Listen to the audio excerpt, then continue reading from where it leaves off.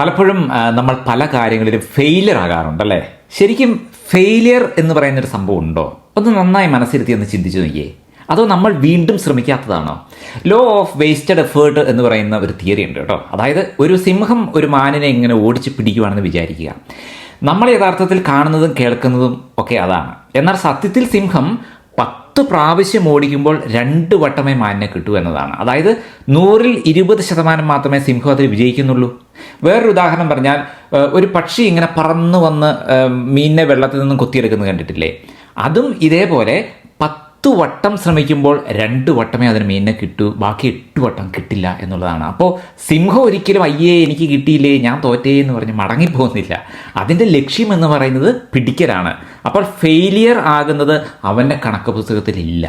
പിടിക്കുന്നത് വരെ അവൻ ഓടിക്കും. അതായത് ലോ ഓഫ് വേസ്റ്റഡ് എഫേർട്ട് പറയുന്നത് 7 പ്രാവശ്യവും 8 പ്രാവശ്യവും ശ്രമിക്കുമ്പോഴാണ് 9ാമത്തെ പ്രാവശ്യം കിട്ടുന്നത്, അല്ലെങ്കിൽ 10-ലോ 11-ലോ കിട്ടുന്നത്. അതായത് നമ്മുടെ ജീവിതത്തിൽ ഈ 80-20 റൂൾ ആപ്ലിക്കബിൾ ആണ്. 80% വേസ്റ്റഡ് എഫേർട്ടാണ്. എന്നാൽ ഈ നേടിയെടുത്ത് 20% ഉണ്ടല്ലോ, അതിലേക്ക് നടന്ന് കയറുന്നതിനുള്ള ചവിട്ടുപടിയാണ് ഈ 80% അധ്വാനം. അതിനെ ഫെയിലിയർ എന്ന് വിളിക്കുന്നത് പമ്പര വിഡ്ഢികളാണ് കേട്ടോ.